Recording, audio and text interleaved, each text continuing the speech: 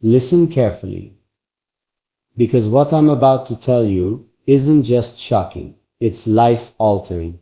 When I sat down across from my lawyer, I thought I knew what the conversation would be about. I thought it would be routine, just paperwork, just guidance, just the usual advice you expect when you're navigating something complicated. But then, they leaned forward, lowered their voice, and said something about you. Something that shook me to my core. And before you think this is just about business, let me stop you. This wasn't about money. This wasn't about contracts. This wasn't even about legal loopholes. It was about you, about the influence you have, about the weight of your presence in my life. And the words they chose weren't cautious. They were urgent. They told me, be careful. Be careful of what you share. Be careful of what you trust. Be careful of what you sign. At first, I laughed it off, because how could anyone looking from the outside truly understand what's between us?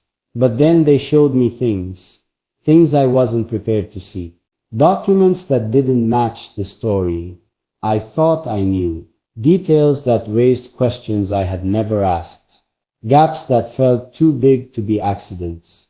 And with every page turned, my chest tightened, because it wasn't just about what was on the paper, it was about what wasn't. The silence between the lines. And here's where it got worse. They asked me a question I couldn't answer. Do you know them as well as you think you do? That one sentence hit harder than anything else. Because in that moment, I realized maybe I didn't. And you know what's even scarier? The advice wasn't to walk away. It wasn't to fight. It wasn't even to protect myself legally. No, what they told me to do was something far more unsettling. They told me to watch, to wait, to test, and that advice lodged itself in my mind like a splinter. I can't pull out. Why would they say that unless they saw something I didn't? Why would they warn me unless the risk was greater than I imagined? What did they see in the papers, in the patterns, in the details, that I was too blind or maybe too trusting to notice? And now, every time I look at you, the words echo in my head. Be careful. Every smile, every glance, every word you say feels heavier. Because if my lawyer is right, if what they saw is true, then everything I believed about us might not be real at all. But here's the twist that won't leave me alone. What if they're wrong? What if their warnings are poisoning something pure? What if their protection is actually planting doubt where none existed before? Do you see what that does to me? It traps me between two terrifying possibilities. Either you're not who I thought you were, or I'm destroying us by listening to their warning. And so, I'm left with this gnawing, sleepless question: was my lawyer giving me wisdom? Or was I just handed the seed of mistrust that could ruin everything? After I walked out of that office, the words kept repeating in my head, over and over, like a warning bell. I couldn't silence. At first I told myself I wouldn't let it get to me. I told myself I trusted you, that no lawyer, no stack of papers, no clever phrasing could shake what I felt. But the truth is, once a seed of doubt is planted, it grows. The next time I saw you, everything felt different. You smiled at me the same way you always did, but suddenly I was analyzing it. Was it real? Was it hiding something? And when you spoke, I caught myself listening too closely, replaying your words in my head, searching for hidden meaning. That's when I realized the lawyer's voice wasn't just echoing, it was invading. It showed up in little ways, like when you reached for your phone, and I wondered who you were messaging, like when you laughed a little too quickly at a question, and I wondered what you were covering up, like when you hesitated just for a second before answering me, and suddenly that pause felt like a secret. And here sits the part that sits driving me insane. I don't sit even know if these signs are real or if my mind is twisting everything. Because once you start questioning, once you start doubting, even the most innocent moments feel loaded with meaning. I remember sitting across from you, watching the way your eyes shifted when I mentioned the word truth. My lawyer's warning hit me right there. Do you know them as well as you think you do? And I swear it felt like you were holding back something I wasn't supposed to see. Or maybe it was nothing. But once that thought took root, it wouldn't let go. And then came the strangest part. It wasn't just about you anymore. It became about me. I caught myself acting differently, guarding my words, holding back details I would have shared without hesitation before.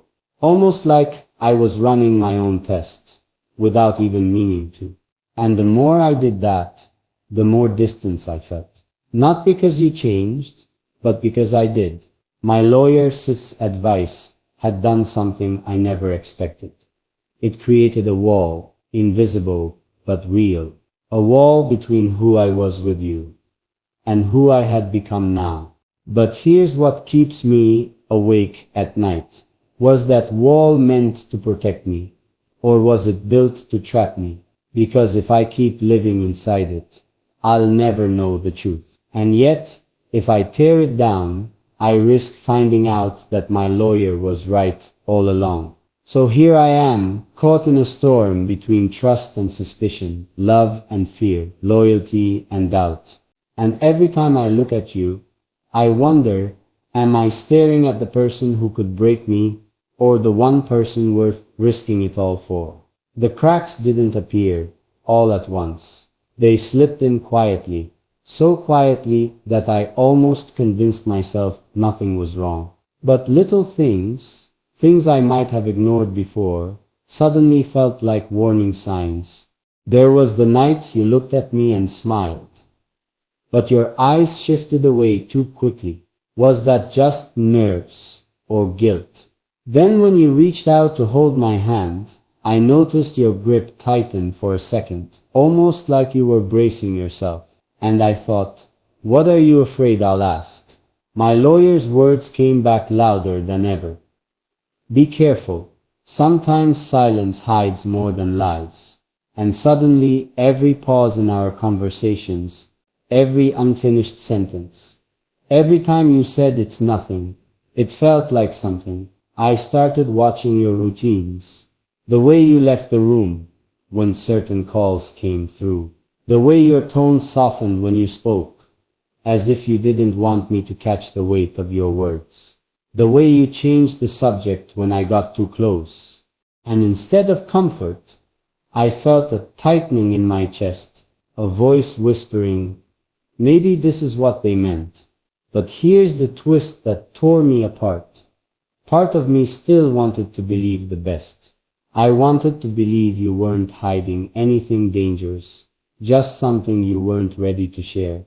Something private, not poisonous. And yet, the way my stomach turned every time you looked at me, the way my thoughts raced whenever you fell silent.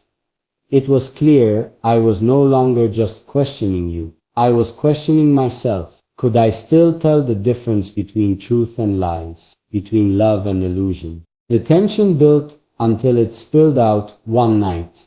I remember blurting out, is there something you're not telling me? My own voice sounded foreign, shaky, filled with suspicion. I never thought I'd direct at you. And your reaction, your pause, your searching eyes was worse than any confession. Because in that silence, my heart heard an answer it didn't want. But the strange thing, you didn't argue, you didn't fight to prove me wrong. You just reached for me, slowly, carefully, like you were trying to hold something fragile.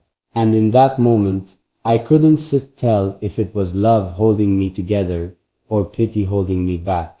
That night, when I was alone, I realized something terrifying. My lawyer's advice wasn't just about protecting myself legally. It was about protecting my heart. But if I followed it blindly, I risked losing something precious before I even knew if it was real. And that's where the real battle began. Should I trust the words of someone trained to doubt, or the person standing right in front of me, asking me with their eyes to believe? The morning after that uneasy silence, everything felt different. The air between us was heavy, almost electric, like a storm waiting to break. I noticed how careful you were with your words, how you lingered in the doorway as if deciding whether to leave or confess. And I sat there, heart pounding, thinking, was this the moment? But instead of answers, you gave me questions. You asked if I trusted you. Such a simple sentence, yet it landed like thunder. Because how could I say yes when every glance, every pause, every wordless hesitation made me wonder what truth was being hidden in the shadows? I remembered my lawyer's exact warning. When someone asks if you trust them, it's usually because they know the truth could destroy it. And that thought burned through me. Still, I couldn't look at you and call you a liar.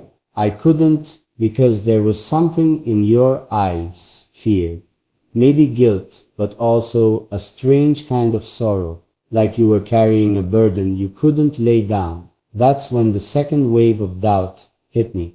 What if my lawyer was wrong? What if you weren't hiding betrayal, but protecting me from something I wasn't ready to hear? A truth that could cut deeper than lies ever could. And that idea that maybe you were keeping silent, not out of selfishness, but out of care, it froze me.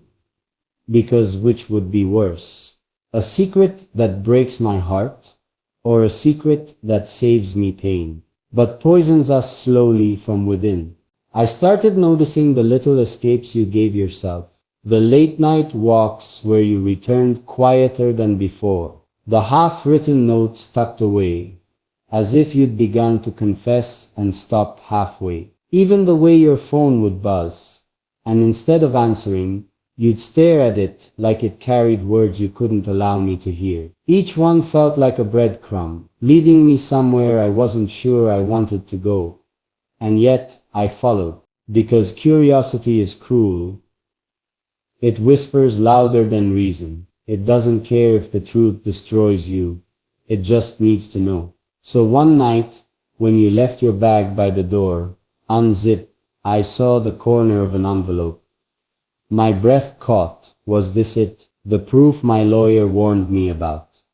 My hands shook as I reached closer, but just as my fingers brushed against it, you stepped into the room. The look on your face, the way your eyes locked on mine, it was as if time stopped. And in that frozen second, I realized two things. First, whatever that envelope contained, it was never meant to be found this way. And second, your silence wasn't going to last much longer. Because sometimes, silence breaks louder than words ever could.